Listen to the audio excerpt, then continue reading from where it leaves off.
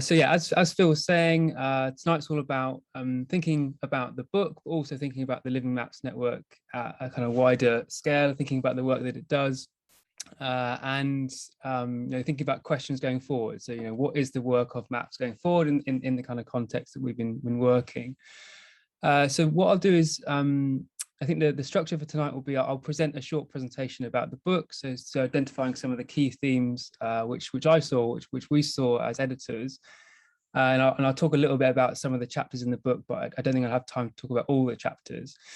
And then following that, we'll have a panel with Linda Knight, Tom Harper, and Erin Mckilroy, and they'll address some questions which we posed to them previously. And then we'll open it out to the contributors to the book and also to the audience if you want to ask any questions. If you've got questions to ask along the way, you're more than happy to put them into the chat, and we'll address those during the Q&A session. Okay, so I think the place to start really is some thank yous. So, thank you to all the contributors to this book. These kind of books don't happen on their own. They're a real big team effort from everyone that's kind of made a contribution. In this case, we also need to thank the wider Livingmaps network and all the contributors to that network and to the journal. These are, 20 chapters which represent the kind of wider work of the network. And we're confined to a number of pages in a book, but we are definitely influenced by that wider work. Okay, so what I want to do in this kind of short presentation is talk about some of the key themes, and I'm going to base this discussion on the title of the book, really. So that new directions, radical cartography, and this map territory relation. And I want to kind of tease out some of the kind of key themes by using the title and the cover to do that. So there's been lots of talk on what radical cartography is, what map making is, and also lots of discussion around the map and the territory relation, whether it be the map is the territory is the map, or the map is never the territory, etc. And it's a kind of provocation for some of you that are involved in those debates. To think again about what is that relation going forward, and how can maps kind of continue that discussion. One final thing before I kind of start properly. I have so much respect for anyone that's ever put an edited collection together. It's really, really exciting listening and reading everyone's work, but also it turns into this big kind of administration job, trying to wrangle 20 authors and putting it all together on the page. So yeah, I have a great level of respect for anyone that's done this kind of work before. It's not easy, and it's a lot of hard work, but hopefully rewarding for the readers in the end. So I'll start with this kind of simple statement, and this is taken from, well, for me, it's largely taken from Matthew Edney's work, where he traced where this idea of cartography, or the ideal of cartography, came from. And he was arguing that cartography is not all map making. So cartography was actually the science of cartography developed in the 18th, 19th and 20th century. But when we think about maps today, we often assume them to be in the cartographic form. So when we think of a map, often the map that comes to our mind is one that's defined by scale, defined by grid lines, defined by orientation, and produced through kind of scientific instruments or surveying methodologies. Now, what I took from that is that there are other forms of map making that are available to us, and much of the work that we're doing in Livingmaps is not cartographic work, it's actually map making work. And I argue that map making actually encompasses far more types of spatial representation or ways of representing spatial stories or spatial relations than cartography can. So this is, again, a kind of provocation to get us thinking about what do we mean by maps, what do we mean by cartography, and then what do we mean by kind of radical cartography. Dennis Cosgrove's work here is also really interesting because he frames it as mappings rather than cartography or maps. So there are a series of mappings which are, again, can be used to tell different spatial stories.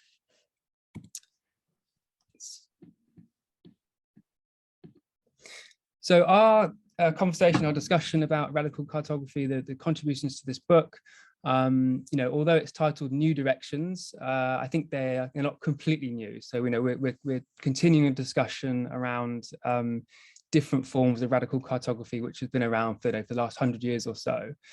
So I've talked about the first two a little bit, but there are many instances of people producing maps of radical groups. So, for example, activist groups have long been mapped, and they've been mapped by both the activists themselves, but also by the authorities to understand where the spatial distribution of these radical groups are. Then we have cartography for radicals, so maps designed specifically for radical groups, whether it be for things like protests, or whether it be for sharing information with one another. And later on, maybe I think Sam Hind is here. He can talk a little bit about how his work on maps used in the latest Hong Kong protest was actually a way of producing maps for radical groups. And then there's radical cartography in the kind of literal sense. So, cartography being a scientific discipline of making maps, there's a way of radicalizing that. So, going against the grain of the classic cartographic conventions. So maybe not using scale in the same way that we're used to, or playing around with things like the map key or the orientation of maps. Again, there's a long history to that kind of radical cartography. And then finally, there's radical map making, which I also think some of the chapters in this book speak to, which is around, thinking about map making as more than cartography and thinking about that in a radical way. So how can we think about representing spatial stories and spatial relations with maps that goes against, again, the grain of this kind of scientific or conventions of scientific cartography? So the chapters in the book speak to all of those themes one way or another, some of them more so than others. What's difficult about making a book of radical cartography is that you've got to ask for chapters which speak to a number of these different themes. So, like all questions around space, or all questions around how to represent space, map making or cartography comes up against this kind of age-old problem, which is how do you fix a problem like space? So when I think about space, or when we're thinking about the stories of space talked about in the chapters of the book, they're largely following this idea that space is not a container. It's always something which is being continually produced. It is socially produced. And if you're taking that view in the sense of the Dorian Massine view, then there's a question of, okay, so if space is always coming, always emerging, how can you fix it down? How can you represent something which is never quite finished? And maps have always had this problem, whether they be cartographic maps or other forms of map making. So you've got two options. You either don't use maps at all to represent the diversity of space, or you find ways of using maps to tell some of that stories, or partial versions of those stories. And I think that's what we're trying to do in this book. It's experimenting with different forms of representing space, but also acknowledging that these spatial stories are ongoing and never quite finished. So I want to talk about a few of the chapters in the book. I haven't got time to talk about all of them, but just to give an indication about where we're thinking in terms of what we imagine to be cartography and what we imagine map making to be. So this is Gina Lee's work, and her chapters on this project she did called Talking Maps, which was around a community of people called Joseon Jok. I think that's right, Gina. And this is a diaspora of Koreans that live all over the world, but also in New Malden in London, where her research was based. And this diaspora is culturally Korean, but they are defined as citizens of China. And so they have this strange position where the identity is neither one nor the other. And they also have this kind of diaspora all over the world. And Gina wanted to engage and talk to this group of people about how they, where they saw themselves, where they saw their homes in London, but also in relation to both Korea and to China. And one of the methodologies that she used was this idea of a talking map. So it was both an interview tool to get people talking, but it also became this kind of collaborative map-making process, which involved classic cartographic elements, but also more illustrative and artistic elements. Gina, do you want to say a few words about your work here? Do you want to jump in here? Hello. Can you hear me? Yes. Well, Mike, I think you covered basically everything. Hello, I'm Gina, and I'm an artist. currently studying PhD in the University of Arts London. And I've been locating my research within interdisciplinary framework, integrating practice of drawing and critical cartography. And this is what I came with. I named it as a talking maps. And like what Mike said, I got a chance to meet ethnic group called the Chosunjuk people, who are commonly seen as Korean Chinese. And more than half of their group move abroad to find their work. And I found out there are quite a lot around here in London, more specifically in New Malden. And while I was interviewing them, I found out the conventional map just couldn't locate themselves. It just didn't mean anything to them. So I decided to make my own new map, and this is what I came with. So basically with this specific images that Mike has put up here is about one of my participants who couldn't meet their families for more than 20 years since she came to London. And during that time, she forgot where she is. The site itself, London, New Malden, didn't mean anything to her. She forgot about her hometown, and she was talking about those stories of her own stories. And I've put in this folder the map format, and made it into this live drawing map. Thanks, Gina. That's great. Okay, another chapter, another way to illustrate this is through the work of Amy Mulvane. So her project was with primary school students in Belfast, a number of different schools, and she wanted to understand how they could tell their spatial stories as children in a kind of post Troubles times. And what she was doing was, she'd using techniques very, very far away from those classic scientific techniques of producing cartographic maps. So she employed buttons, shells, and matchsticks, and she basically gave these collection of materials to students and asked them to, produce their own spatial stories, through these or with these materials. And the students got the chance to define what the shells, what the buttons, or what the matchsticks meant, and then they told stories through the use of these objects together. So again, what we have here is a mapping of a spatial relations, of spatial stories, one which is meaningful for both the students and also for Amy looking at this, and also gets turns our attention towards other ways in which we can tell spatial stories or identify and represent these spatial relations. The other thing which is important to note here is that the ways in which these children used the objects is that they were constantly moving them around. They were never quite fixed in place. So the children had an opportunity to move things when they wanted, where they wanted, and they could change the names of the buttons or what they represented at any time. So again, kind of evocative of the idea that space is never quite finished, never quite settled in one particular place. Moving on to Marija Biljan's work on stories of the unmappable. So there's two things going on here. On the left is it's a representation of London, and the Thames runs through the middle, and the string is representing where people identify as their homes in London. And the task was to put your home or where you thought home was on this kind of mapping. And quite quickly, Marija found that people struggled to identify where they considered home to be. Was it their current residence? Was it their parents' residence? Or was it their cultural background and perhaps countries outside of the UK?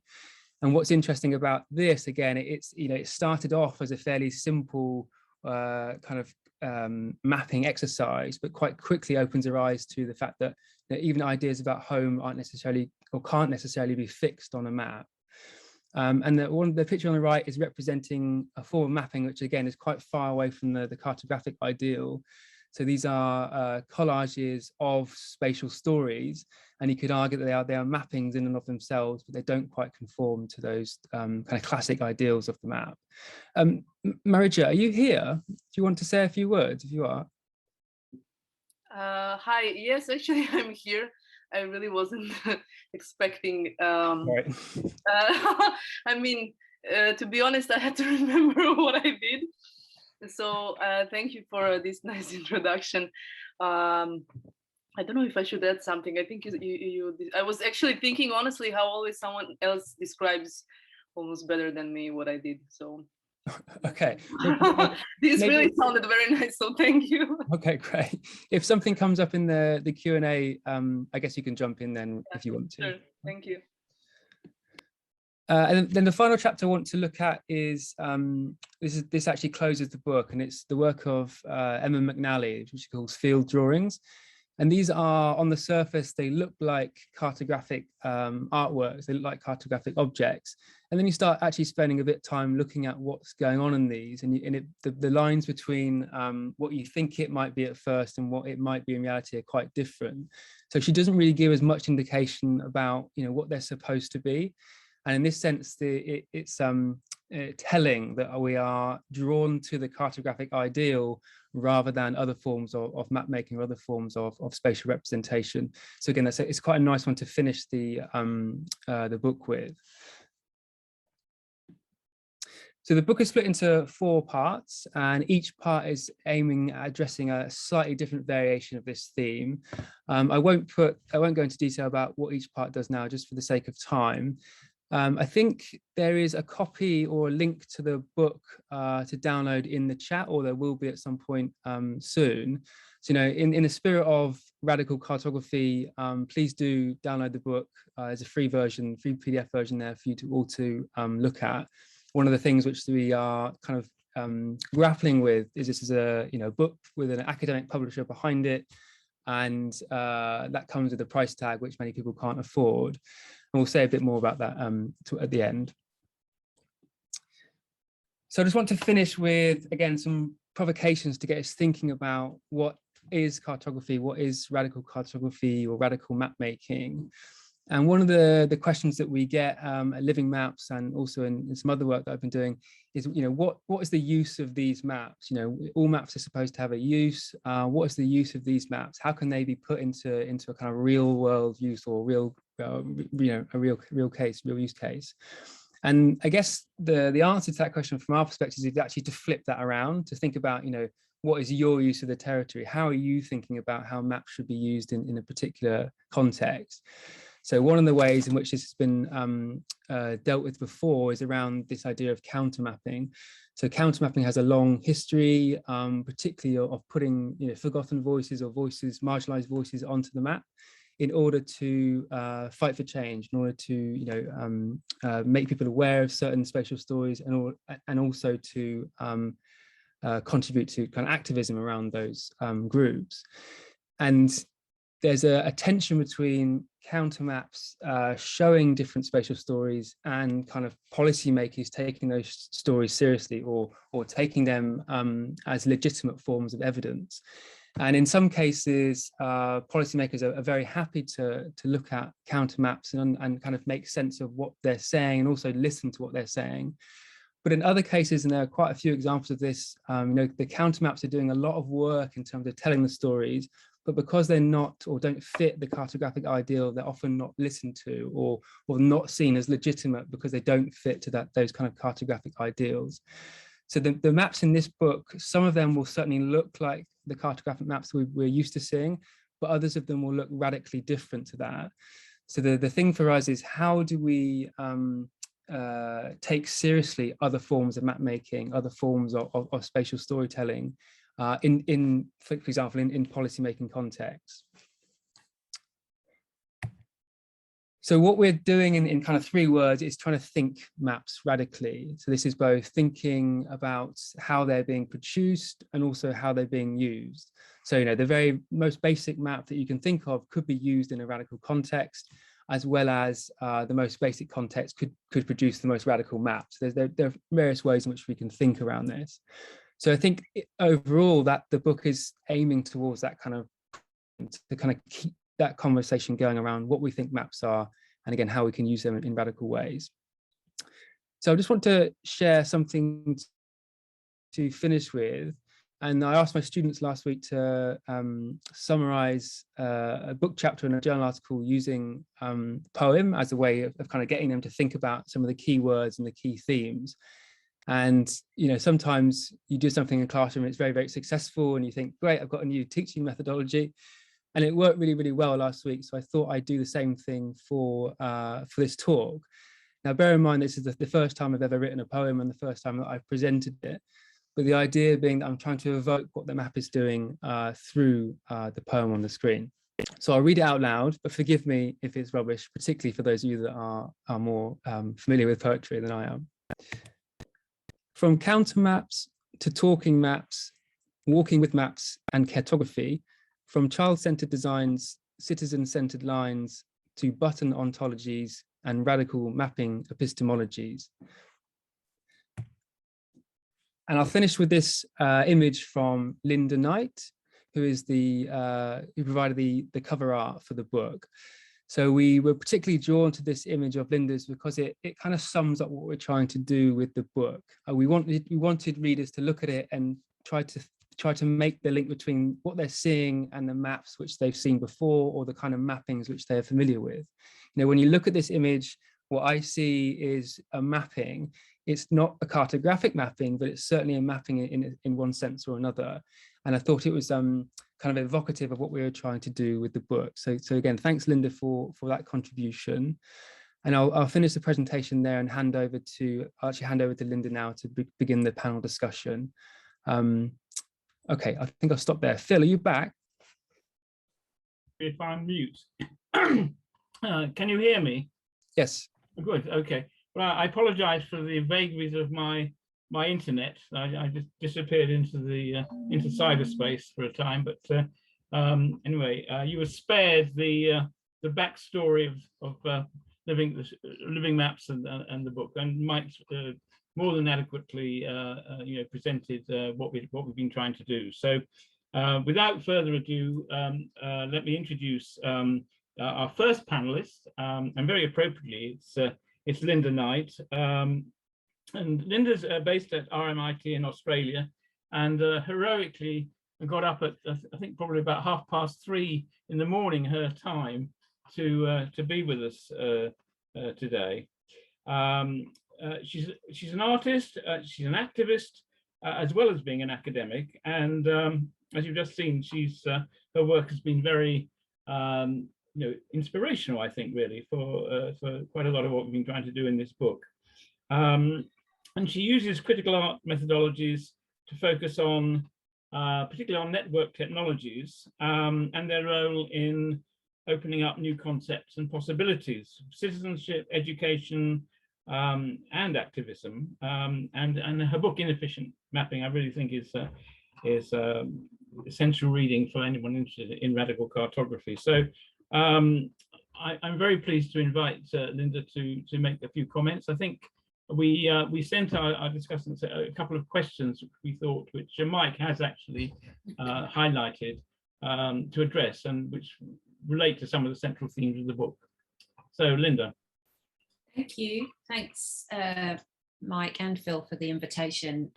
First, to actually have my work included in this way, which is really wonderful, but also to be a part of this really fantastic collection. It's great to be here with everyone. And my brain is now working after that very early start, so hopefully I can make some sense. But first of all, I'd just like to acknowledge that I'm on the unceded lands of the Wurundjeri country, the unceded lands of the Woiwurrung people of the Eastern Kulin Nations here in Naarm, otherwise known as Melbourne. And it's a great pleasure to be here. So I'll talk, I feel like I'm a bit of an imposter in this meeting because, as you said, Phil, my practice is as an artist and as an educator, and I feel I'm in a room with people with a lot more experience of cartography and mapping than myself. So I will talk about my own approaches, and I hope you will forgive me for any ignorances I make in terms of my my wider understandings of cartography and mapping. But really, the work is about it came about through a need, if you like. And so the need to think about mapping as an action, as a practice, rather than making a map.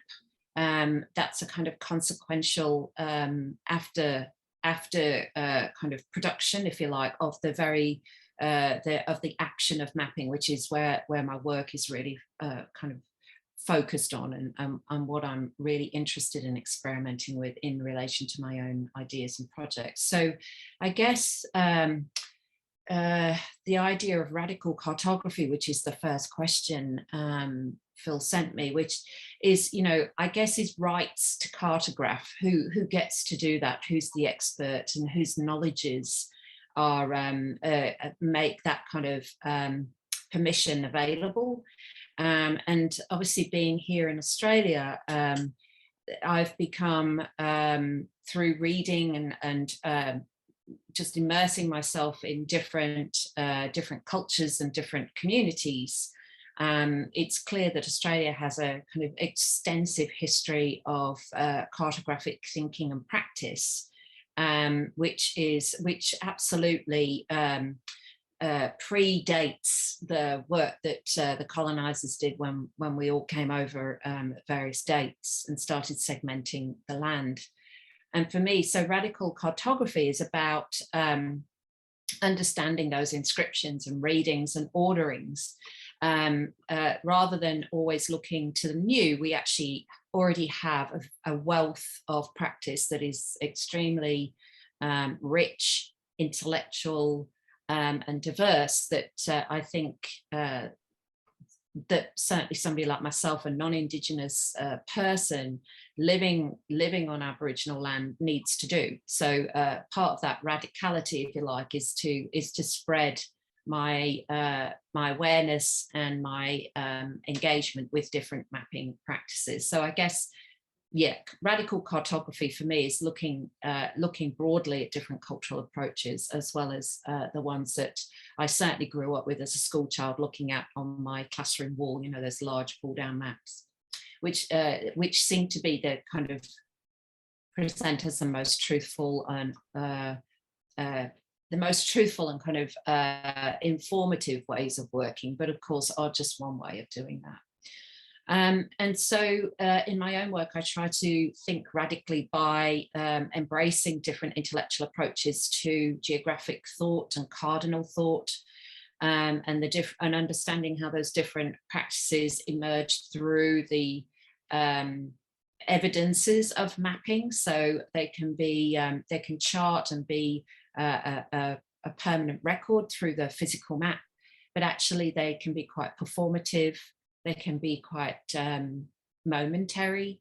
They can be transient and vulnerable to the elements, or they can be imagined and kept in the mind and not even demonstrated in any form physically or materially whatsoever. So I think those ways, understanding those ways kind of leads into the second question, which is about what challenges does radical cartography present to the ways we've been taught and use to understand maps. So understanding that they are not always evident to all of us.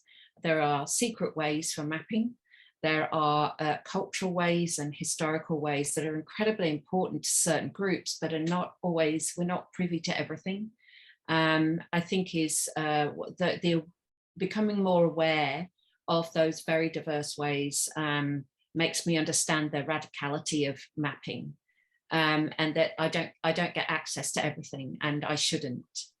I think one of the things that I learned through doing my own book, and is evident in the work that is on the cover, is a clear difference is in traditional forms, we've used mapping to introduce a stranger to a place and to give them a kind of orientation to a place they don't know or have never been.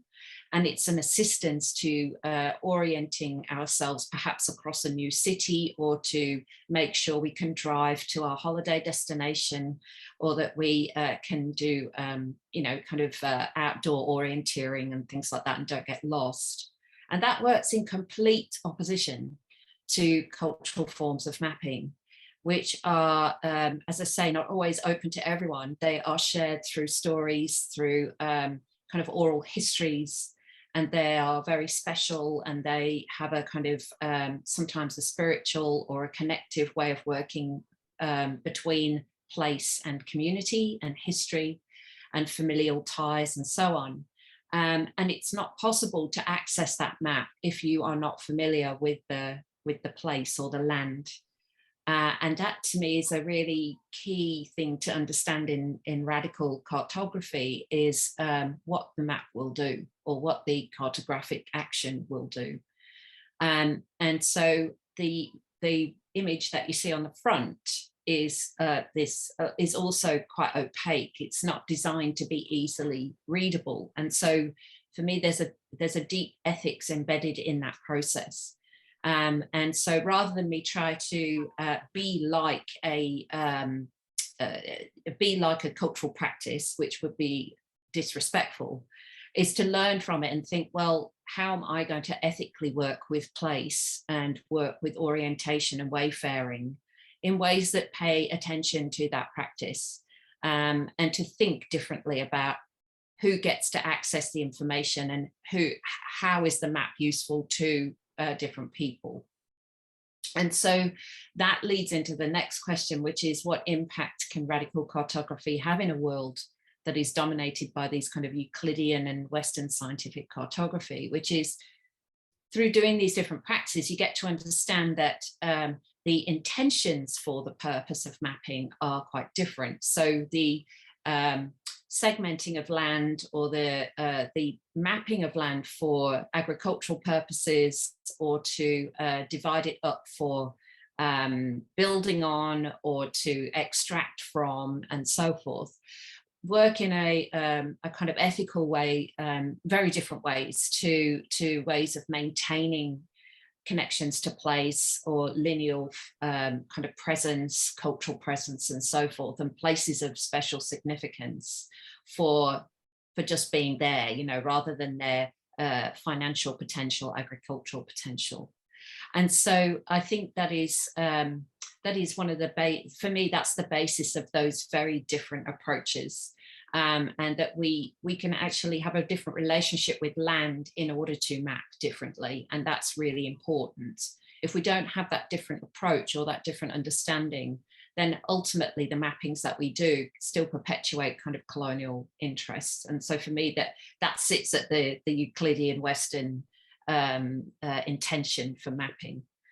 And there are lots of books, there's lots of really amazing work being done in the space, and in this book too, especially in thinking through some of those very tricky ideas. And so I think leading to the next question, which is, what role do you see for counter mapping and participatory mapping in relations to issues of health, environmental and socio-economic injustice, is hopefully we can kind of pay more attention and respect, and not need to know everything, but to understand that there are different ways of mapping, and there are different practices and different relationships to place that are maintained despite us being around. And they carry on and are going on. But also by there being this kind of radical approach to cartography, they become more known by more people and respected by more people. And that, for me, I think then leads into these kind of supportive issues of health and presence, rights to land, rights to be a present voice in a place. And I'm thinking some of the mapping chapters, which I have been reading through, really do that in a very urban sense as well. So it's not just about, so for example, visiting a place that is, you know, like for me would be in a remote community in Australia, for example. It can happen in somewhere like, you know, London or Birmingham or somewhere like that, where you've got many different people living together. And many different people residing in a space, and those layers of meaning and association and connection that people make, even within a very large urban collection, like a city in the UK, which, you know, has many different people living in it. And so for me, I think it raises the voices and it raises the presence and the ways in which we orient ourselves and wayfare across London. And I'll just close by saying, for me, at the basis of all of that is ethics. And I think mapping is inherently tied to ethics. And so, yes, it is a visual practice and it is an ordering practice, but it is essentially an ethical practice. And so for me, it can't be radical unless you're thinking of ethics. So. Thank you very much, Linda. Thank you. That's raised a lot of issues which I'm sure we can take further in the discussion afterwards. So now I'd like to welcome Tom Harper as our next panelist. I mean, Tom's been a very good friend to Livingmaps over the years in a number of ways. His official job title is Curator of Antiquarian Maps at the British Library. But having seen the two exhibitions which he curated, that's Magnificent Maps, Power, Propaganda and Art, that was in 2010, and then more recently Maps in the 20th Century, Drawing the Line, which we actually reviewed. I think we interviewed Tom actually and then reviewed that exhibition. There's nothing antiquarian at all, or antiquated anyway, about his perspective and his approach to maps. So I'm delighted then to ask Tom to make some comments. Well, thanks very much indeed, Phil, and you know, thanks very much for inviting me to be on this panel. It's an honour. Linda speaks of being of feeling like an outsider in this talk. Well, as curator of one of the biggest collections of scientific mapping in the world, so do I. I hope I can contribute usefully to this conversation. I enjoyed reading the book a great deal, and I'd like to congratulate all of the contributors. I was struck really by, as always, you know, the limitations of the printed word and image, you know, the book in capturing these mappings. You know, it's a problem for books about traditional maps as well. You know, I mean, to reproduce a map in a book, you're never going to be able to read all the words. And one bit of feedback I got from a reader was, if you can't read it, it's not a map, which, you know, might be something we could consider a bit more. I mean, thankfully, you know, what was so wonderful about the book, these mappings were that they exist online, you know, on SoundCloud, etc. So I could engage with these mappings while actually sort of reading the text. So that was fantastic. What is radical cartography? Well, you know, I mean, I think the fact that this question is being posed at the launch event for a book describing exactly that indicates that this is very much an open, an evolving question. And I'd have to agree with Paul's introduction that radical cartography follows on from counter or alternative cartography, but it sort of takes it up a notch, where, you know, firstly it's what the map is, you know, as Phil says, the schema is completely severed. And secondly, in the context of the map, you know, radicality of radicalness of purpose, what the map does. Now, I've always tried to take a really broad view of what a map can be. You know, maps are whatever the makers or the receivers of maps say they are. You know, it depends entirely on your point of view. I wrote in the introduction to one book that you know a map when you see it, which is quite a simple thing. Having said all of that, I'll freely admit that the mappings in this book do push what I consider my definition of maps to be to their very boundaries, some far more than others. And I think for me, it's that existential crisis of post-representational mapping, you know, that mapping can be data, mapping can be a process, it can be an event or an engagement, you know. I mean, that it, you know, it challenges me. I recognize that these are maps in the book. I believe them to be true, but it's tough, and I suspect I'm perhaps not the only one to feel that. Is their radicalness down to the fact that they are perhaps not perceived by people like me as maps? Now, I've tried to think about this. A number of the mappings seem no different really to the thousands of other similar community or educational projects and engagements that may be happening around the world right now. Is the only difference that these ones are being critiqued and written about specifically as mappings? Have I been thinking about this the wrong way round? Is it that all of these thousands of other activities are and should be more explicitly thought of as maps? And now I wonder whether this is what Mike was getting at in his chapter, which described people in everyday situations engaging with maps, drawing on maps, changing maps, doing different things with them, things that are consistent with radical mapping practice. And therefore, does the fact that radical mapping is so widespread but seemingly unconnected provide some pointers or give a sense of how the discipline may wish to move forward? I don't know.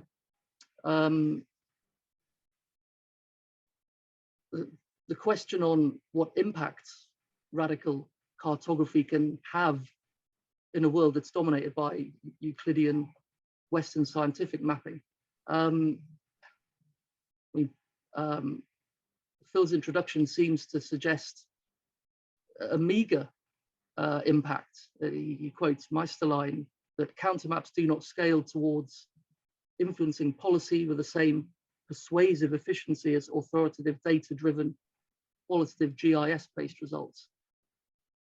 I think it's early days. Counter mapping, radical mapping is still very much in its infancy in many ways, perhaps.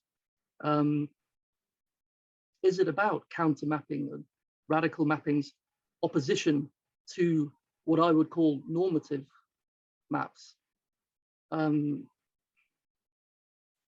Is there something about perhaps playing traditional maps at their own game? Maybe that, making a pact with the devil, might that have some mileage? William Bunge's maps of Detroit, Pluto Press's atlases, for me, they're so powerful because they take the form of the normative map and they place them in entirely different contexts. It's almost like, I don't know, Trojan horse cartography in a way. I think it's a really interesting one. I recognize the importance of counter cartography, radical cartography, to remain aloof, perhaps, from scientific mapping for the integrity and the ethics of the discipline. And this I found really clear in many of the mappings in the book, this sort of agonizing and this incredible keenness to be user-led, open, and unfinished. And it came across perhaps strongest in Matthew Wilson's essay on Mapshop.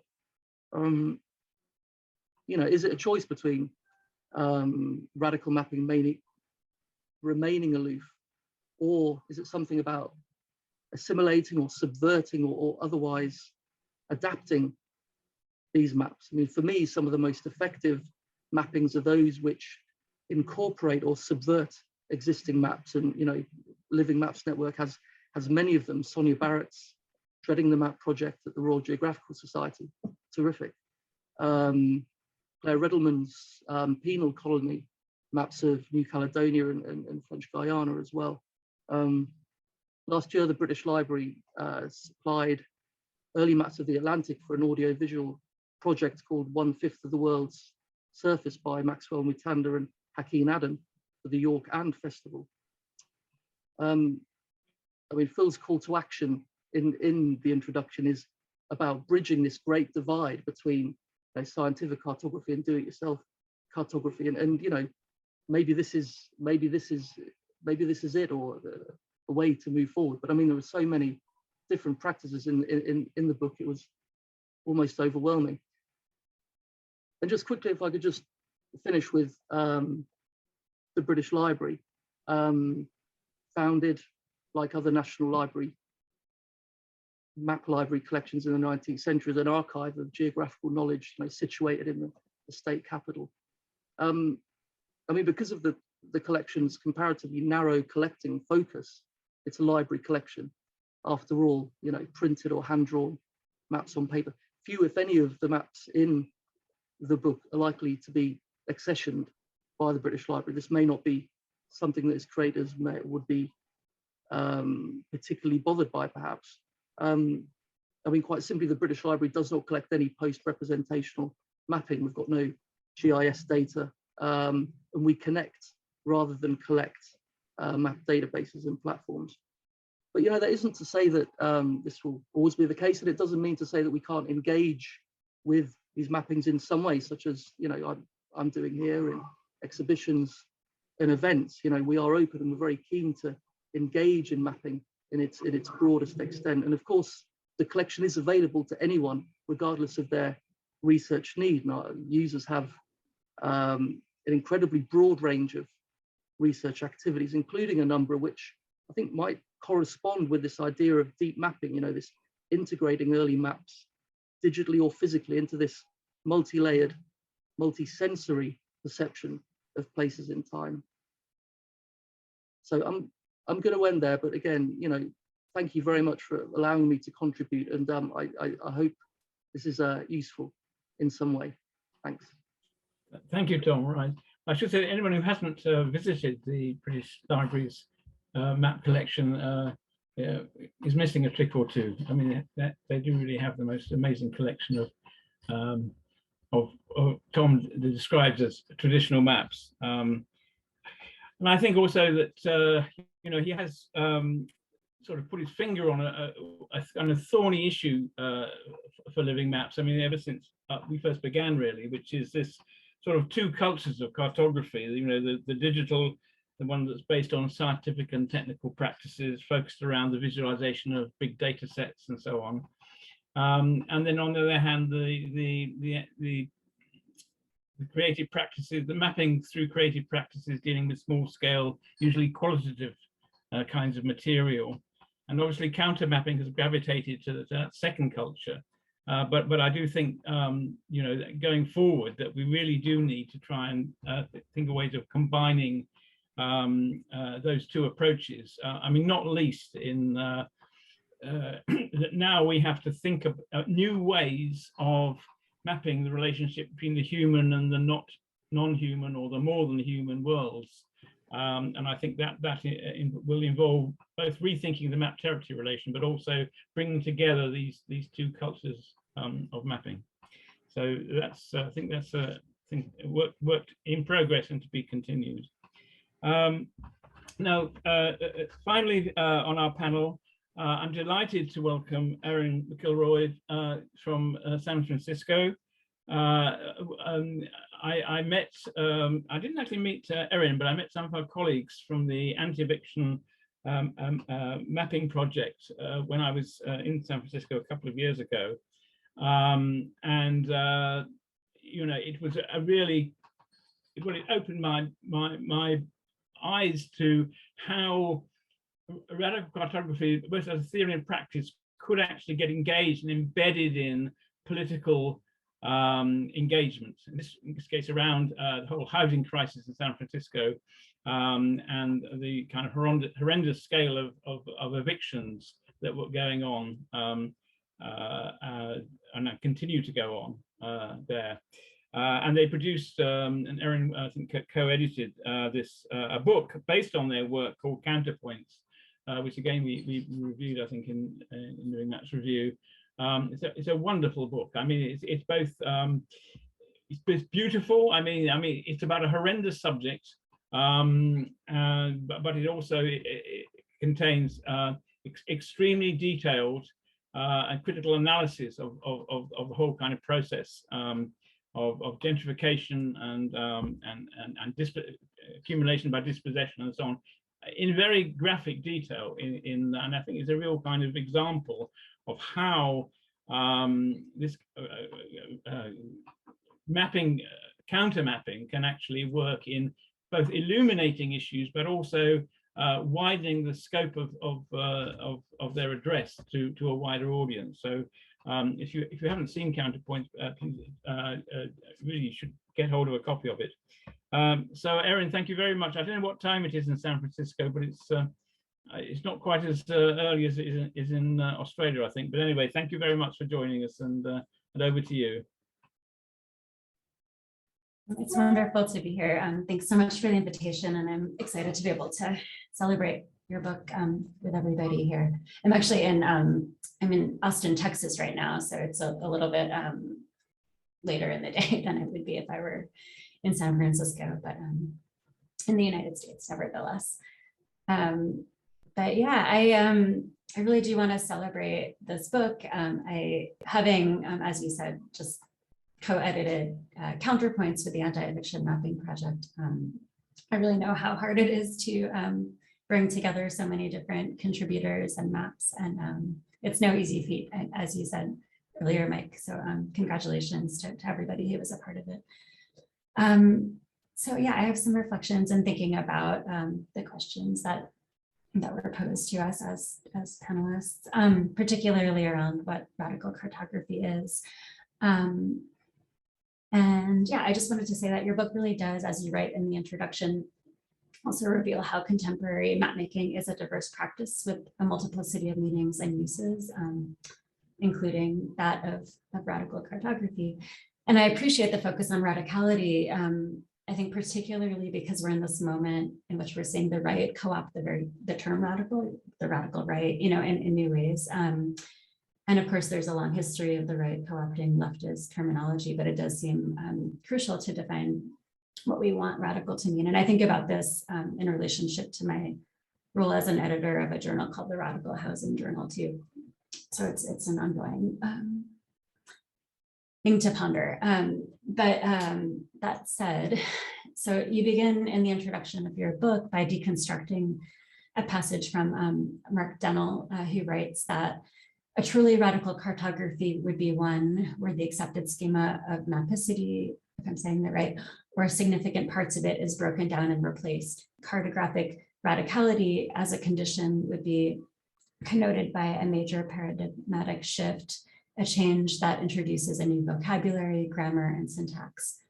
But in response, you suggest that his articulation of radical cartography ends up, perhaps unintentionally, rendering a lot of counter mapping projects cartographies of radicals, but rather instead of actual radical cartography, given the adaptation of normative conventions like grid lines, scale, keys, legends, etc.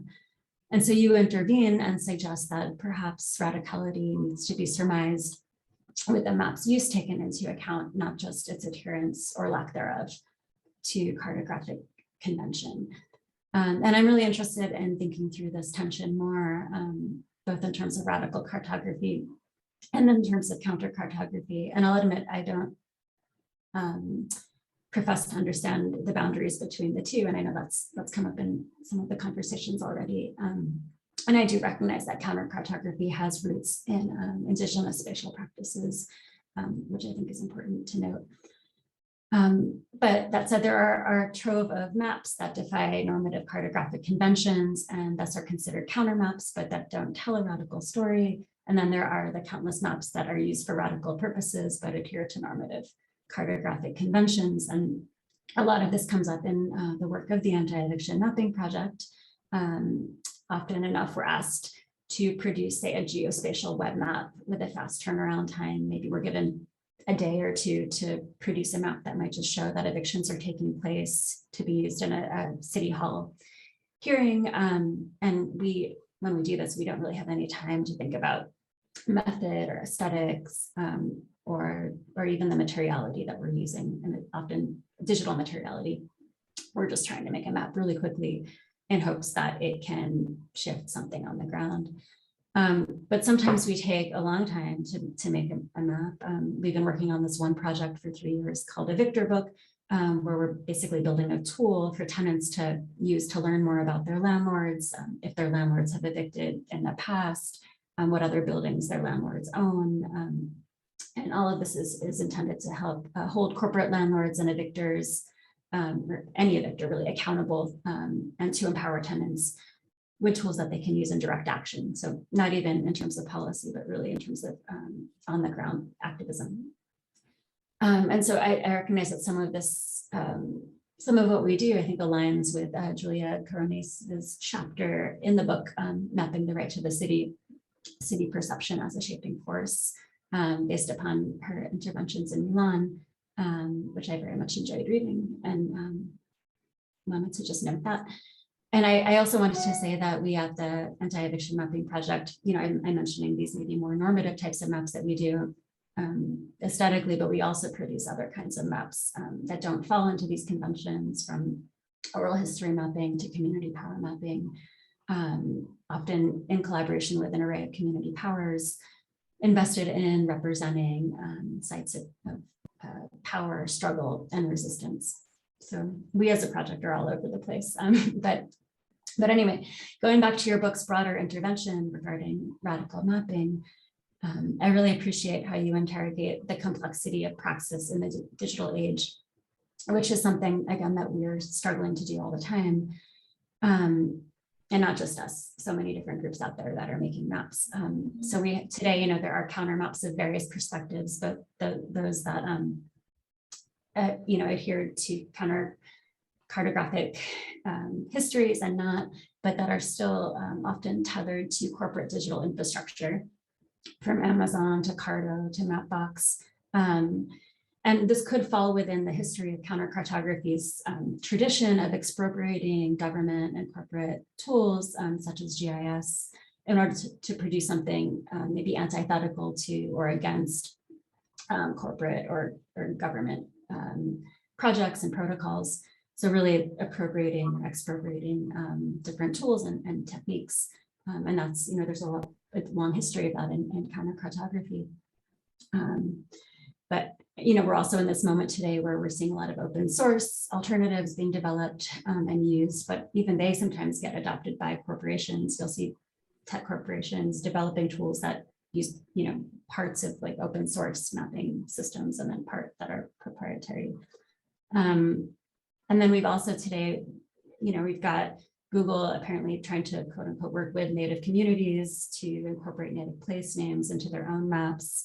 But they end up, as Elizabeth Aralo notes in a recent article, just basically abetting colonial data capture techniques and making native place names fodder for techno-capitalist accumulation. And then we're also in this moment, as we're very well aware of, in the mapping project, in which tech companies like Google, again, are materially responsible for contexts of eviction and dispossession and gentrification.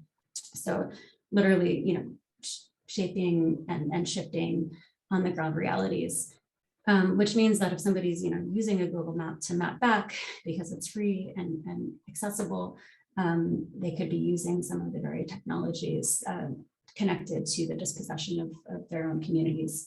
So there are an array of digital paradoxes that I think are really important to think about when we think about radical mapping. And also accessibility. Often with these open source tools, they're not very accessible. You have to know a lot of coding and programming to use them. So you have these corporate software as service programs out there that people can use, but that again are linked to corporate and dispossessive infrastructure. So given this, I was thinking about Jack Giesking's article, Queering GIS with Good Enough Software, where they're drawing upon Audre Lorde's often cited and perhaps rhetorical question: can the master's tools dismantle the master's house when it comes to mapping and to open software, open geospatial software? And what if that house is stitched together with cartographic infrastructure, tech infrastructure, including that which produces dispossession? And of course, I'm talking about the digital here, but I think interestingly, some of the same argument could bear traces in analog space, where technology might become the pen and paper. If we start to analyze the source of the paper, the trees that were clear cut, et cetera, we might think that we're getting a little bit too purist. So the question is, where do we draw the lines in terms of the ethics of mapping materialities? Or are the ethics too slippery to even begin to represent? Or is there something, and I'm thinking about Mike's chapter on Sally's A through Z and Google Map experiences. I mean, is there something unique to digital mutability that we need to think through more. And I appreciate his passage that the cultural life of maps extends beyond the textual and technical composition of maps, so that ultimately the differences lie in how relationships between the map and the user emerge.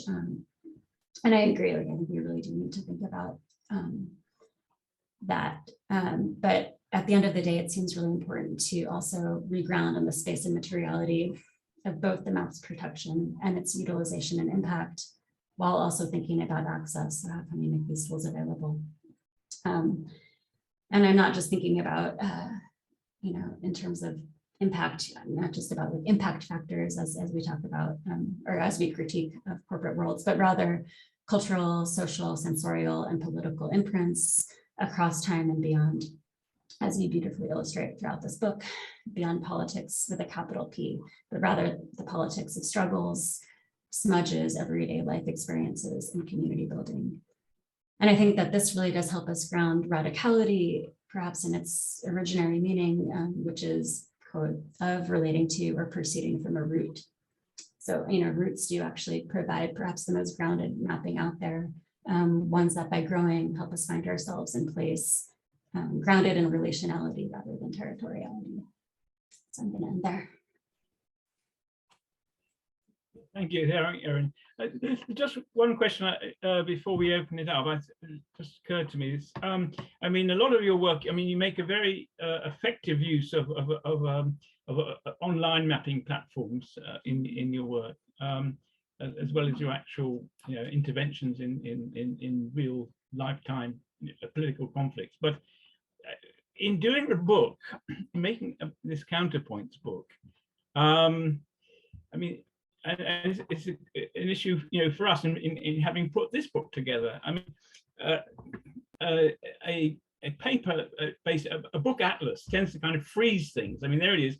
It's a wonderful thing to have, and I love the physicality of books and turning the pages. And I don't like to read stuff online very much. Perhaps I'm just old-fashioned. But I mean, and that's another issue. But I mean, for our Young Citizens Atlas, I mean, it's going to be an online platform. It's not going to. I mean, it will generate all sorts of maps made by young people, and they will be put online and they can be downloaded and so on, but it's not going to be a book. So I just wondered what your experience of actually producing this book, Counterpoints, has been. What impact has it made? How has it affected, your mapping practice? Sure. Yeah, so I guess for some context, the Anti Eviction Mapping Project began in 2013. Really, in the beginning, only producing digital web maps. Many of them we still use and update with new data. Some of them we don't use anymore. But we also began producing reports and other sorts of materials that would be printed, zines. And the Atlas really was an attempt to bring a lot of our printed material together, and then to also produce more and new printed material based on themes and geographies that we wanted to think about more critically than we had thus far. So there were a lot of different things that we were doing in the Atlas. It's got 7 chapters. Each chapter has a different editor or editors, and each chapter has 20 chapters or so within itself. So it's a really big book. But it does, as you said, freeze things on time, whereas our web maps are, can be ongoingly updated and revised. And so I think we think of it almost more like an archive. It came out, last year after, COVID had already been around for some time. We weren't able to include any of the sort of housing injustices related to the pandemic in it. A lot of its material kind of predated 2019 or so. So we already felt like it was, an older historic archive by the time it came out, which is, I think, one of the things that goes along with making a book. So yeah, I'm excited about multiple forms of mapping, both print form and digital mapping, and I think they do really different things. And it sounds like that's what you're thinking too. Okay. Right. So now I'd like to open it up. I know we've got a number of people here who've actually contributed to the book, and also some people who've kind of regularly sort of turned up at our events and so on. So, so if you feel, well, while you're just getting your breath, if you like, there is one question or interesting comment in the chat from Laura T-P. I don't know if you're here, Laura, are you? If you actually want to come online. The point she makes is, she says Rebecca Solnit's Atlases of Cities are a good example of radical cartography. I'm not so sure about that, but I mean, and it's not just a question addressed to Erin or anybody, but I mean, people may know these books. I didn't think. Yes, you want to elaborate? I didn't think they are a good example of radical cartography. Still, I made that comment when Tom was speaking about examples of, and I'm aware that Rebecca works with cartographers in those books and works with artists and works. It's not just her books; it's a series of contributions. But I made that comment when Tom was saying about his interest of people that use existing maps and add another layer into those maps. And I think those books could be an example of how to think, you know, in the map of San Francisco or New York or New Orleans and add a different layer. I don't think necessarily that they are, I have not thought about that. The comment was in relation to that, but now that I'm speaking, if it's okay, I take a moment more. I really appreciate what Erin said about, I think she mentioned, she used the word digital controversies in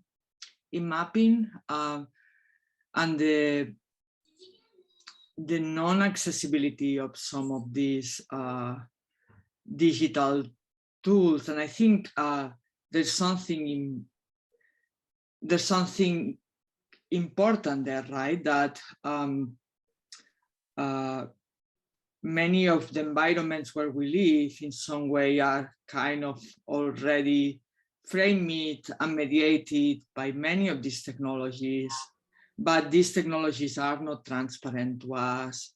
There is an arc of knowledge to access them, but they create many ways of how we live these spaces, what is present and not present.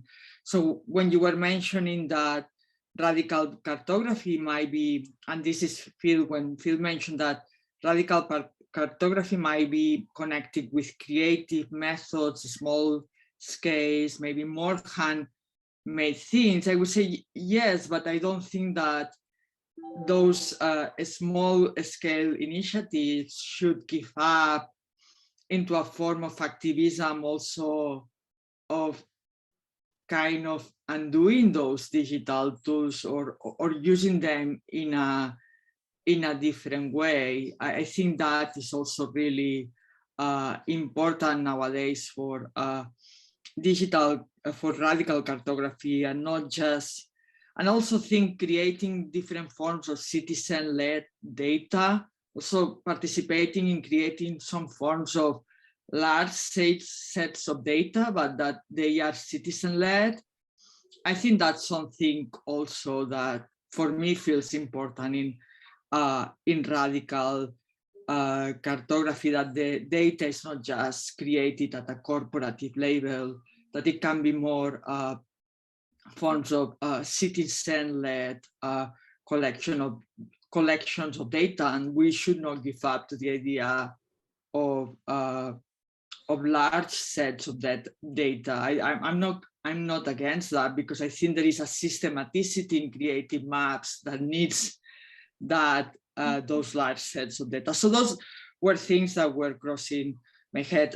Thanks everyone. It was wonderful to hear all the presentations. Thank you very much, Laura.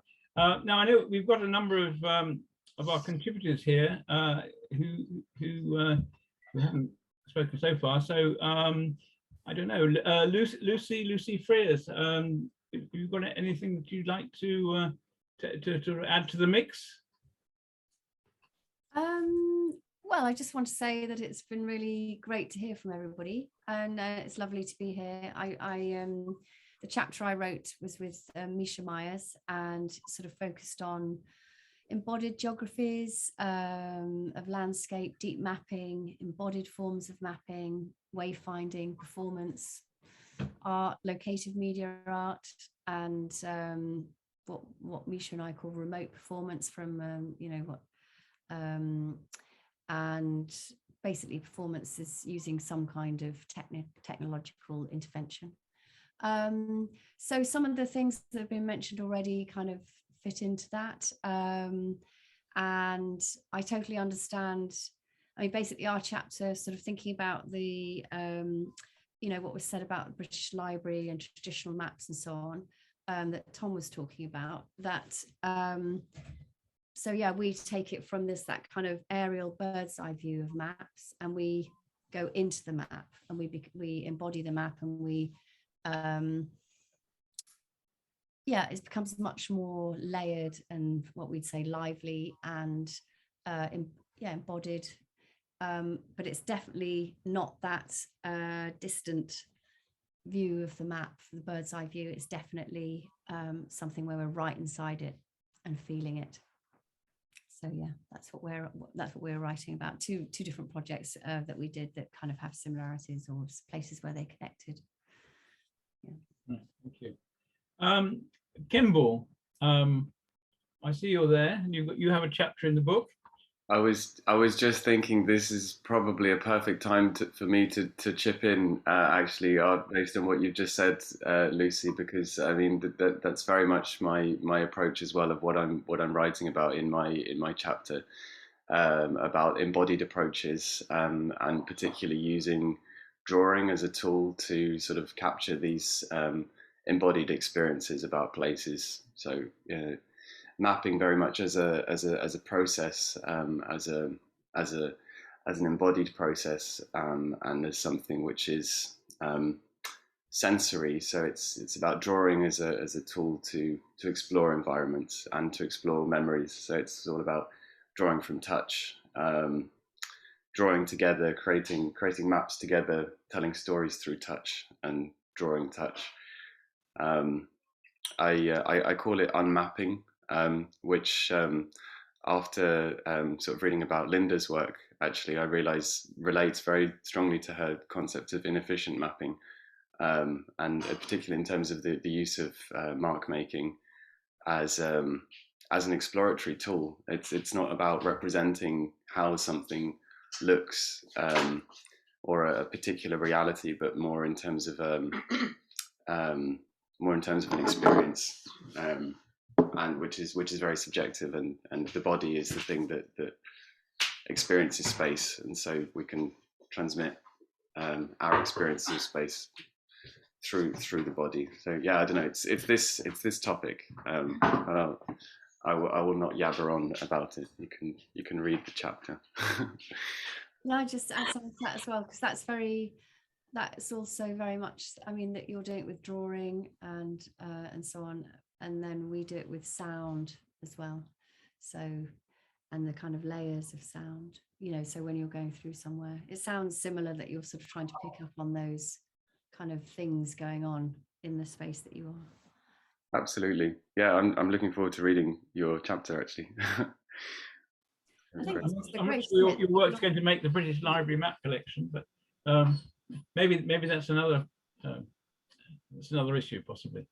Sam Hines, Sam, are you there? Because you've got a chapter in the book. I know Mike's referred to it a bit earlier on, but is there anything you'd like to come in with at this stage? Oh, you've put me on the spot there, Phil. I know. But yeah, thanks to you and Mike for putting together this great collection. I haven't had the chance to read through it and read any of the chapters yet, including my own. It's been a while since I was kind of thinking about it, but I think I was just like hearing Erin speak about the conditions of anti eviction mapping, and I guess maybe like the the conditions that come together to create the need for a radical mapping project, and interested in those kind of shifting conditions that create a space for radical mapping to take place. And often, like, my chapter was kind of focused on protest mapping and kind of went back to a time when, yeah, there was this particular moment in time in London where protest mapping was there was a need for it. And then more recently in Hong Kong, where certain conditions arose, where suddenly there was a moment where people need to map things. And I don't really have a question, but just a kind of amusing on the fact that sometimes those conditions aren't present, and sometimes they come into being, and suddenly people who have maybe never mapped before or needed to map realize that actually they need to, or there are people out there who require a map or some kind of cartographic device, or have to engage in some kind of cartographic practice in order to achieve some political aims. And that might be like quite a specific set of aims. It might be navigational. It might be about, yeah, representing a body of people, or, you know, a minority group. But those conditions can kind of come and go, and they don't always present themselves at any one point in time. And I'm quite interested in that kind of shift over time in those conditions, I guess. And yeah, maybe I can maybe read the contributions and try and, yeah, flow through some of those different moments where those mapping conditions arise. Would you like to say just a little bit about your Hong Kong project? It's very much a frontline project. I mean, yeah, just removing the statue to Tiananmen Square, it just gets removed. So that there's a you know, a site which simply might have been on the map, and it's just the site is just been removed. So yeah, completely. I think what was interesting with the most recent protests in Hong Kong through sort of 2019 that obviously I presume most people will sort of remember, was that 5 years before that, during the Umbrella Revolution, there were also protests, but they were very different in like spatial form. They were static. It was about the occupation of space. It was about sitting literally in the, you know, on the highways and the public spaces in Hong Kong. And then 5 years down the line, with the Chinese state still doing its thing, intensifying its efforts to change Hong Kong, they realized that they needed a whole different suite of tactics. They needed to be more mobile. They needed to be more spatially disparate. And these conditions, to me, seem like similar conditions to those that emerged in the early days of the Tory government back in 2010. And this provided quite a nice opportunity to do a kind of a comparison between some of the projects, the map projects that had arisen in London in 2010, 2011, 2012, and similar kind of projects that emerged in Hong Kong in 2019. And what was interesting, I guess, was that there was still this kind of desire to map on the fly and quickly, but then there was a whole kind of different technical architecture that enabled that. Like one project simply just like wanted to made static digital maps that they pushed through to a Telegram channel, and people could just basically get a static JPEG of these maps of the shifting kind of protest conditions in different parts of Hong Kong, pushed through to a Telegram channel that, like, one of them 30,000 people followed, another one I think it was 106,000 subscribers. So that was completely different really to the type of conditions and devices and technologies that people had used in London 5 years previous. Sounds like a really interesting article for Livingmaps Review, would say. Yes. I have to say that most of the chapters in the book originated as contributions to our online journal, which Mike Duggan is the editor-in-chief of. It was quite a hard job to really select material from that, because there's so much good stuff in it. So those of you who haven't checked the journal out, just a plug for that, just to, I think the next issue is coming out at Easter. It's now in its 5th year of publication. So yes, but yes, that's a very interesting set of parallels that you're exploring there. And Barbara Brachet, how you doing? You've got a chapter. Is there anything you'd like to add about your? I mean, yeah, I think you have. I think it's fair to say your approach to mapping is kind of network mapping, and you come at it at a slightly different angle from some of the artists, for example. So you need to unmute, Barbara.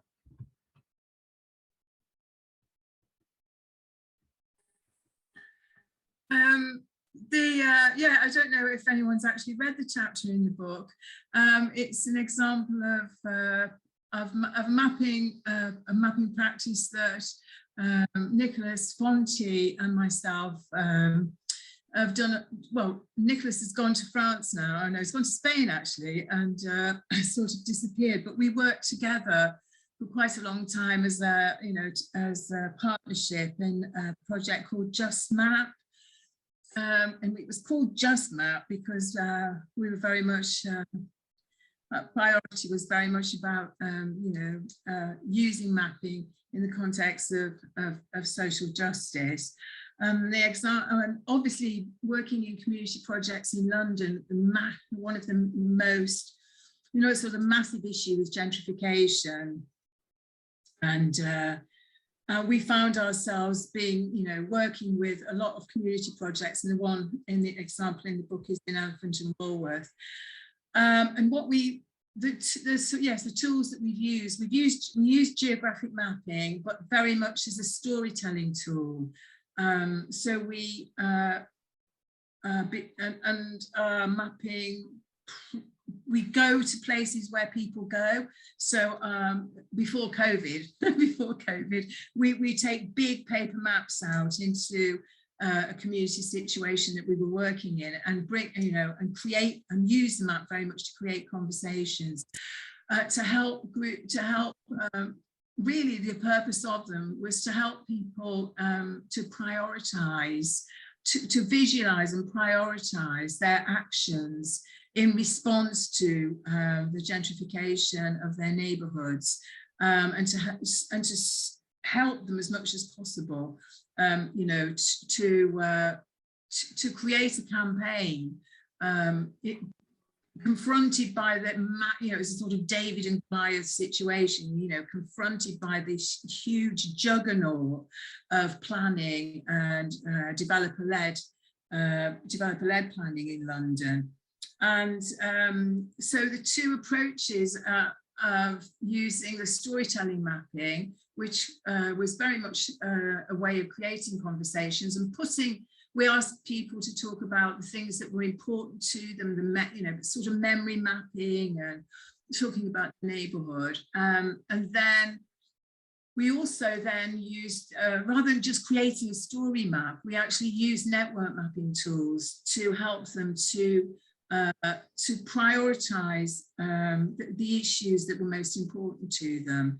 And network mapping tools I love because they are a way of, well, they're much more visual and they're much more interesting than a spreadsheet. And they're very, and the way that we use network mapping in this particular instance was as we're creating thematic clusters, and then we were able to use those again in conversations in workshops in the community for people to prioritize the issues that they wanted to build their campaign with. I would love to think that that process really did help them with their neighbourhood plan, and it was a very effective tool in that context. The only thing that is frustrating is actually knowing the weakness of the instruments that communities have got, like neighbourhood planning. I think someone mentioned that already. That how much impact can we actually have? I'm thinking, how much impact did that mapping have when it actually came to making a difference? And and I don't really know, but at least I do know that it helped to bring the community together and to create the conversation, and for them to achieve a collaborative consensus around, you know, their action, their political action, which made it feel very worthwhile doing. Thanks very much. Thanks, Barbara. So yeah, Barbara's chapter is, I think, goes into that in some, you know, in good detail. I think a lot of these chapters, what's interesting is that they really are people working through the process and giving an account of it as they're doing it, not sort of standing back and then trying to theorize it all afterwards or whatever. And I think that particularly applies also to the chapter by Joel Seath and Kilda Lyons about their work with children and mapping playgrounds. Joel, and also some interesting work that Joel's subsequently done about children's experience of lockdown. Joel, would you like to say a bit about your work there? Yeah, thank you. My co-author Kilda's not here tonight, so I have to speak on her behalf. I am what we call in the UK, predominantly in the UK, play worker. There are some play workers in the States, maybe in Australia as well. Predominantly it's a UK thing. And essentially, to cut a long story very short, play workers do what's needed so that children can play, or in terms of the United Nations Convention on the Rights of the Child, Article 31, which is their right to play, which you might think is quite a relatively simple thing to do, but there are an awful lot of barriers in the way of children's play rights, and as such they are pretty much a disenfranchised community. So sometimes they need adults to advocate for them, and for their what's been termed in our playwork circles now as a kind of a spatial justice. I didn't use that term in the book because it wasn't really being used at the time that I wrote my parts of the chapter. But if you think about how children navigate around any given environment, whether that's rural or urban, they quite often they get corralled into certain what I've called in the chapter destination places, which are, you know, essentially the parks. And some parks are very good, some parks are very, very ropey. But to highlight a good example of what I'm talking about, I worked in Shepherd's Bush in West London, and the children are relatively free in terms of they go about their business how they like. But there's a park on Shepherd's Bush Green which is bisected by a path, and the park has got a fence around it. I never could work out what's the difference between inside and outside the fence. But you know, that is an example of me of children being corralled because they want to keep people out, but they want to keep children in as well. Anyway, I did a research project looking at how children navigated around spaces in White City, which is just up the road from Shepherd's Bush. And looking at the destination places they did or didn't use, but also what I called the in-between places, which, to be perfectly honest, there's an awful lot more interesting for me as a play worker, because the children play in the streets, they play on the doorsteps, they play on the balconies. And as such, I had an awful lot of rich material that I could glean from past or the elderly generation of the area. I love play stories. A lot of play workers do love play stories. So part of this whole process was kind of forming a palimpsest of what happened in that community for the past 70 or 80 years. And I love just piecing it together. And what I found was that an awful lot of play has happened in the same streets. And it's absolutely amazing to see what has happened where, or to hear it. So there's a kind of voice being given to the children, but also to the past children. And sort of overlaying all of this, I suppose there is that kind of small p political aspect, not in terms of the political stuff we've already heard about tonight, but there is a political aspect because play does need to be on the agenda. I can't speak for other parts of the world that I don't belong to, but in the UK, we are crying out for the government to actually hear that children are anything more than just social units for future capitalist consumption. And we've got to start somewhere. We're not going to get anywhere with our present government. hopefully we'll get somewhere with the next government, whatever that government will be. But the point being is that anything that we in the playwork community can get written down and published in works such as this and other more established playwork publications is not going to do us any harm at all, because it's always opening up the conversation about what spatial justices or injustices children are going through. And it does very much link into the Phil mentioned it earlier on, the Citizens Atlas project, the Young Citizens Atlas project that Livingmaps are bubbling through at the moment, which I, all being well, will be a part of as well. I think I'll stop there because I will ramble all night otherwise. All right. Thanks very much. Well, I certainly recommend Joel and Kelda's chapter. It's really well, I would describe it as a it's a sort of junction where cartography and ethnography. I call it an ethnocartography. Yeah, this is how I got into all this, was actually by getting young people to draw maps of places which they would go to, which they would avoid, and what they associated with that. That was my way into this whole field. And Joel and Kelda's work certainly has taken that in a really interesting direction. Now we've got about 15 minutes. I think we've heard. If there's any contributors here that are here and want to say a piece, speak now or forever hold your peace. But anyway, generally, can I just open it up to people who've we've covered a lot of ground and heard accounts of a whole range of different kind of mapping, counter mapping projects. So people have got comments or some piece of work that they're doing that they think is relevant to this discussion, then please make yourself known.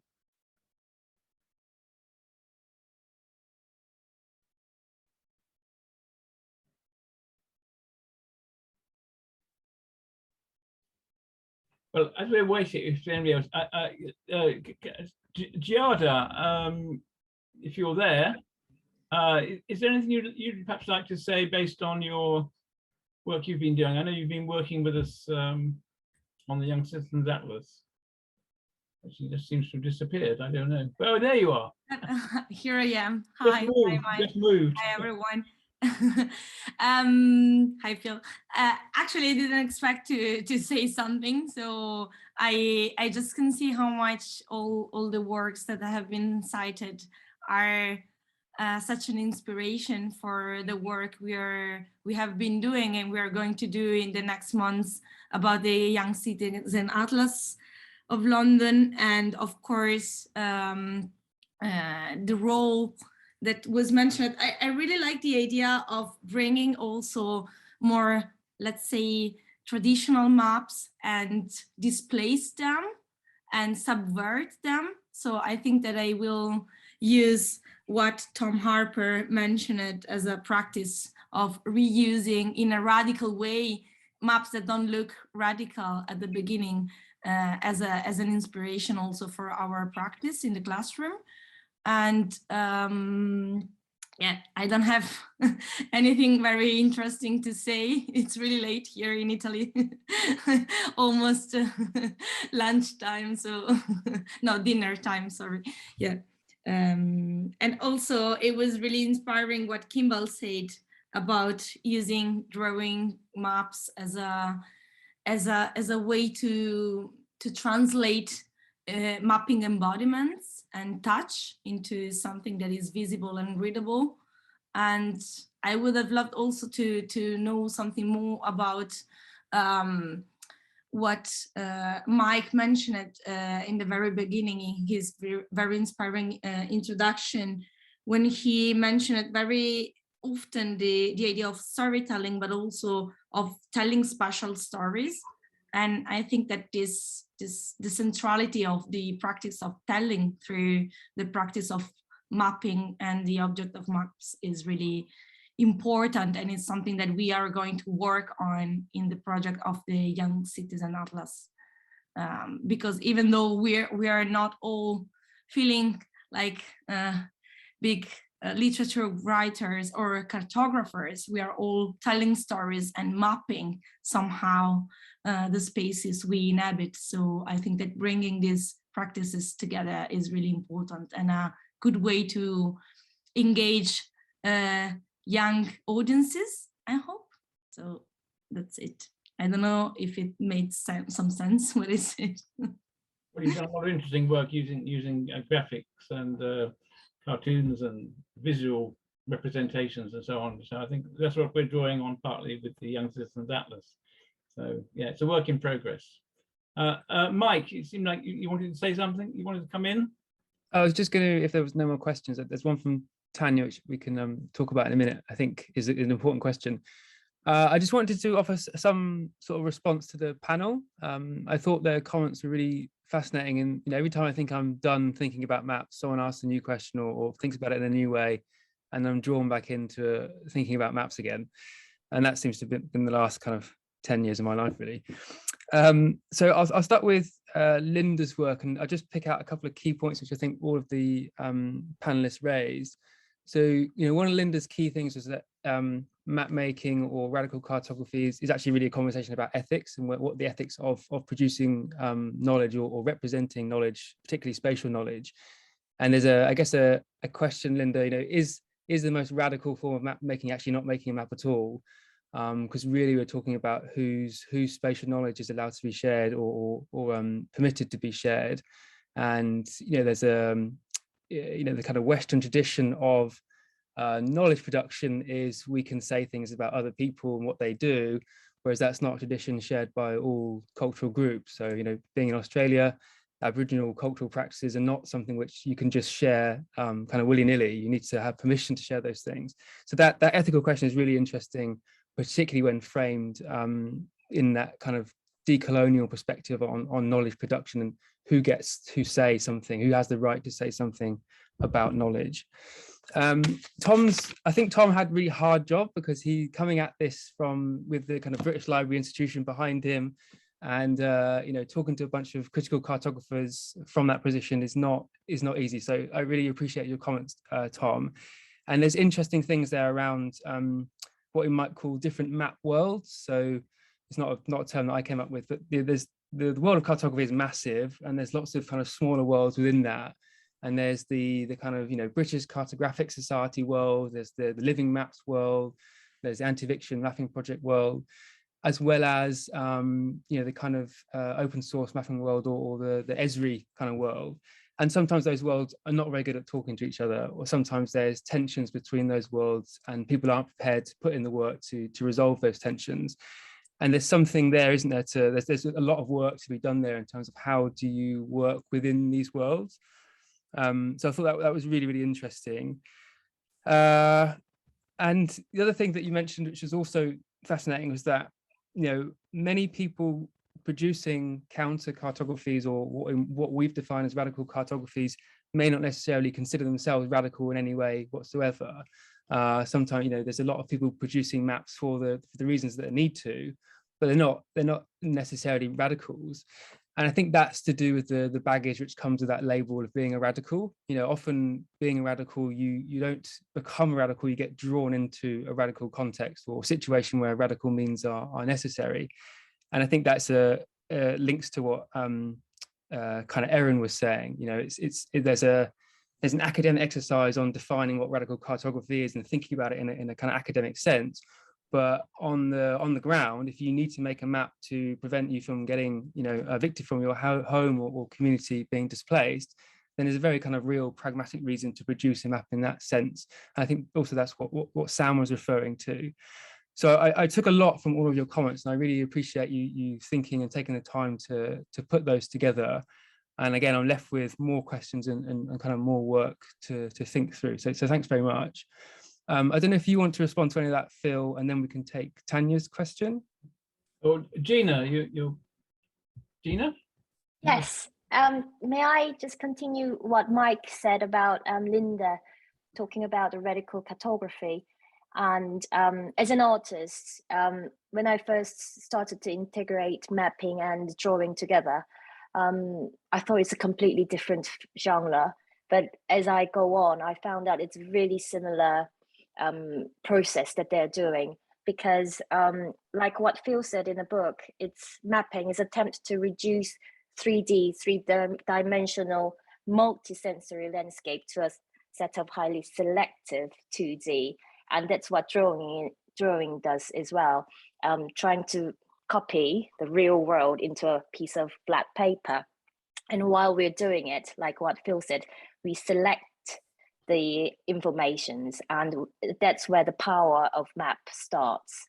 And no matter how you draw on detail, you'll never get the territory, like the subtitle of this book. It's like map is never the territory. And it's the same with the drawing. No matter how detailed you draw, when you draw a cup, you'll never get the real cup on the paper. And I think it's the same thing with the radical cartography goes, then we'll never reduce a map. And that's the, I don't know. I think what the artists did at the end is where it was very figurative arts that they drew. Then they move on to something abstract art, like Mark Rothko. Sometimes he doesn't draw anything but a vivid color, but sometimes it contains lot more stories and contents. And I think it sometimes can be compared to the radical cartography or mapping as well. Okay, thank you. Alan Herrera. Alan is, delighted to say, is going to be giving us a talk, I think in March, based on his work, his documentary filmmaking with the Kogi, with a group in Colombia, and he has lots of interesting things to say about indigenous cartographies. Anyway, Alan, do you want to? Well, yes, I wanted really to thank you all for what has been really eye-opening and extremely illuminating broad sweep of material, which has introduced me to new things. Gina, for example, has introduced me to the meaning of subaltern, which is different from the one that I grew up with, and which is highly relevant to what I have been working on for many years with the indigenous people of Northern Colombia, where we made a film about the process of drawing a line on the map of Colombia by them walking hundreds of miles in order to plant that line, addressing the issue of how you overcome the problem of speaking the wrong language and having to use a colonial language in order to express ideas that can't be expressed in it. So the application of the notions in Gina's work to what I've done is really significant. And I've learned a lot from the other essays as well. I think it's been marvelous. Thank you. Well, we look forward to hearing your talk in a few weeks' time. So we'll be circulating information about that, of course. Can I just say, I think just drawing things to a close a bit. Well, two things really. One is in the course of my life, I've had various occasions where I've co-edited books with people, and it's often quite a fraught process. But I have to say, putting this book together with Mike has been absolutely delightful. I mean, it's been a pleasure. It's been a pleasure working with Mike and also with the contributors in the sections that I edited. And I'd just like to thank Mike and thank all the contributors for all the work they've done. And I'd also like to say, we're offering this free PDF of the book to everyone here. It would be great for us if you belong to a university or some kind of institution that has a library, to ask them to order it, because we are hoping to produce a paperback version of this, which of course will be a lot cheaper and more accessible. But that's only going to be possible if we can sort of demonstrate to the publishers that we've sold their absurd business model, but we've nevertheless sold enough copies to institutional libraries. So please read the free copy, which you can get, which I think we put up in the chat. But please also do contact your librarian and ask them to order a copy. Well, I think that's all I've said. And Mike, is there anything you want to add? No, I think that's it. Just to address Tanya's question about the title itself, Phil. We spent a lot of time thinking about a title. I think the first part is a way to suggest that this is a continuation of a conversation about what radical cartography is, and the second part, why the map is never the territory, is I think more provocation than something which we necessarily have kind of 100% agreed on.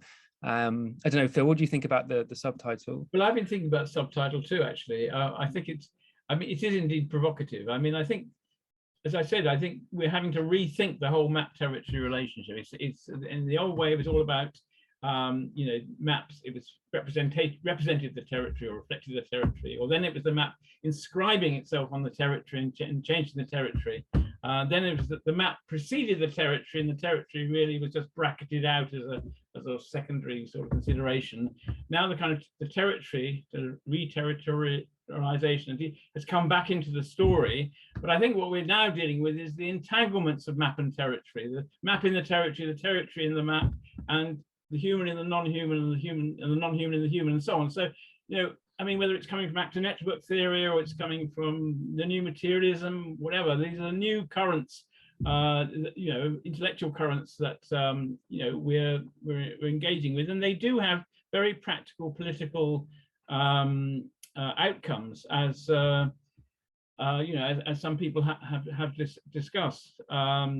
And so I think it's, we're involved in very practical sort of participatory mapping work with young people and so on, but they're not necessarily academic. Well, they're being discussed in the academy. That's partly perhaps the problem.